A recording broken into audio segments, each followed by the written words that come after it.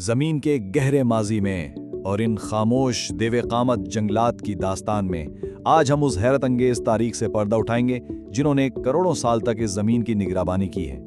شور و غل سے دور چلیے سیدھا ان پر اسرار اور قدیم پھیپڑیوں کے درمیان چلتے ہیں۔ زندگی کے واقعاتی خاکے پر نظر ڈالتے ہوئے ذہن میں ایک حیران کن سوال ابھرتا ہے، ایک ایسی بات جو شاید ہمارے پہلے سے قائم شدہ خیالات کو ہلا دے۔ آخر دنیا میں پہلے کیا وجود میں آیا؟ سمندر کی گہرائیوں میں تیرتی ہوئی شارک یا زمین پر اگا ہوا ایک درخت؟ سچ تو یہ ہے کہ شارکس دراصل ہمارے سمندروں میں ان درختوں کے اگنے سے بھی بہت پہلے سے موجود ہیں۔ زمین کی سطح پر درختوں کا وجود تقریباً 35 کروڑ سال پہلے شروع ہوا، جبکہ شارکس وہ 40 کروڑ سال سے ان سمندروں پر راج کر رہی ہیں۔ یہ واقعی ایک حیرت انگیز ثبوت ہے کہ دنیا کا خشکی کا حصہ سمندر کے مقابلے میں کتنی دیر سے آباد ہوا۔ اب وقت کے اس عظیم سفر کو تھوڑا قریب سے دیکھتے ہیں۔ سوچئے اس وقت کا جب سب سے پہلے لکڑی کے ڈھانچوں جیسے قدیم فرنز نے سورج کی طرف بڑھنا اور فضا سے کاربن جذب کرنا سیکھا۔ یہ وہ لمحہ تھا جب دنیا میں لکڑی کا پہلا قطرہ بنا۔ پھر صدیاں گزرتی گئیں اور آج سے 80,000 سال پہلے پونڈو جیسے عظیم جنگلات نے جنم لیا، ایک بالکل ہی نیا آغاز۔ اب آتے ہیں ابتدائی جنگلات کے آغاز کی طرف، جسے کاربونیسیرس خواب بھی کہا جاتا ہے۔ یہ واقعی ایک عجیب و غریب اور بالکل خاموش دنیا تھی جہاں سے حقیقی جنگلات نمودار ہوئے۔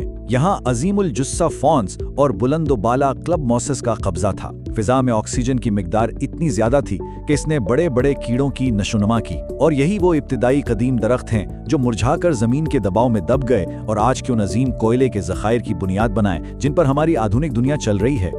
ماضی سے نکل کر آج کے دور کی طرف آئیں تو یہ سبز عمارتیں اس قدر طاقتور ہو چکی ہیں کہ پورے کے پورے بر اعظم کا موسم بدل سکتی ہیں۔ مثال کے طور پر ایمیزون کا برانی جنگل اتنا وسیع ہے کہ اس کے ان گنت پتے فضا میں نمی خارج کر کے اپنا خود کا ابر اور دھند پیدا کرتے ہیں۔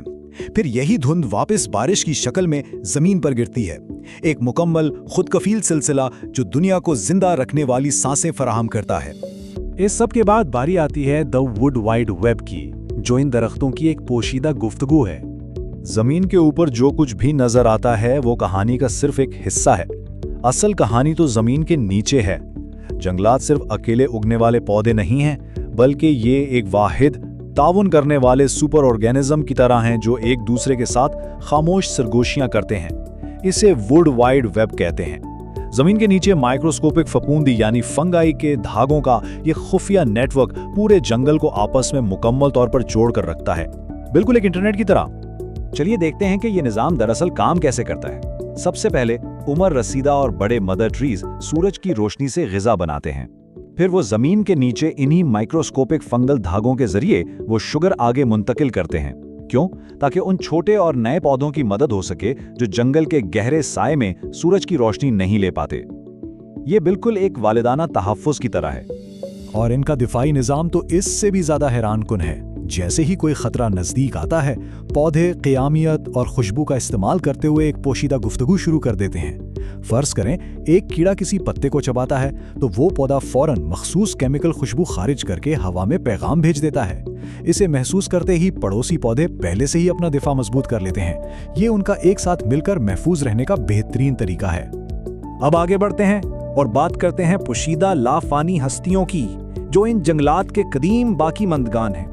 80,000 سال۔ ایک دفعہ اس عدد پر غور کریں، یہ واقعی دنگ کر دینے والا ہے۔ یہ تخمینی عمر ہے پینڈو نام کے ایک جنگل کی۔ اس عظیم جاندار نے برفانی ادوار دیکھے ہیں، نہ جانے کتنے جانوروں کو آتے جاتے دیکھا ہے، اور صدیوں کا وقت اس کے سامنے سے گزرا ہے، مگر یہ آج بھی وہیں کا وہیں قائم ہے، ایک خاموش زندہ گواہ۔ اب سوال یہ ہے کہ پینڈو نے اتنی لمبی عمر کیسے پائی؟ اصل میں اس نے عام درختوں کی طرح بیجوں سے اگ کر یہ مقام نہیں پایا، بلکہ اس نے اپنی جڑوں کے ذریعے خود کو ہزاروں کی تعداد میں جینیٹیکلی آئیڈینٹیکل تنوں میں تبدیل کر لیا۔ یوٹا میں موجود یہ پینڈو ظاہری طور پر ایک وسیع جنگل لگتا ہے، مگر در حقیقت یہ صرف ایک واحد درخت ہے جس نے زندہ رہنے کے لیے خود کو اتنا پھیلا دیا ہے۔ اگر زمین کے سب سے بڑے جاندار کی تلاش ہو تو فوراً ذہن میں ہاتھی اور بلو ویلز کا خیال آتا ہے۔ ویسے حقیقت اس سے بالکل مختلف ہے۔ اصل کہانی زمین کے نیچے چھپی ہے۔ اوریگون کے جنگل میں ہزاروں ایکڑ پر پھیلی ہوئی ایک فنگس کی ویب موجود ہے جو اندھیرے میں خاموشی سے بڑھ رہی ہے، اور یہی دنیا کا سب سے بڑا اور وسیع زندہ وجود ہے، نہ کہ کوئی عظیم الجثہ جانور۔ आखिर में द कार्बन कनेक्शन पर नजर डालते हैं, जहां हम समझेंगे कि इस जंगल में हमारा अपना मुकाम क्या है। गौर किया जाए तो इस सैयारे पर इंसानों की हैसियत महज मेहमानों की नहीं है। हमारे खुलियों यानी सेल्स में मौजूद कार्बन बिल्कुल उसी कदीम जंगल का हिस्सा है जो किसी वक्त इस दुनिया की इब्तिदाई सांसों से गुजरा था। हम उन्हीं कवानीन की पैरवी कर रहे हैं जिन पर पहले जंगल कायम हुए थे। हम इस वसी कहानी का कोई अलग थलग हिस्सा नहीं, बल्कि बिल्कुल उसी जले का एक छोटा सा मगर अहम हिस्सा हैं। इस मालूमाती सफर के इख्तिताम पर इस गहरे ताल्लुक के बारे में सोचना जरूरी हो जाता है। अगर इंसानियत वाकई इस दुनिया की कदीम और इब्तिदाई सांसों से बनी है, तो आज की इन मुश्तरका सांसों से हम आने वाली सदियों के लिए कैसा विरसा छोड़कर जाएंगे?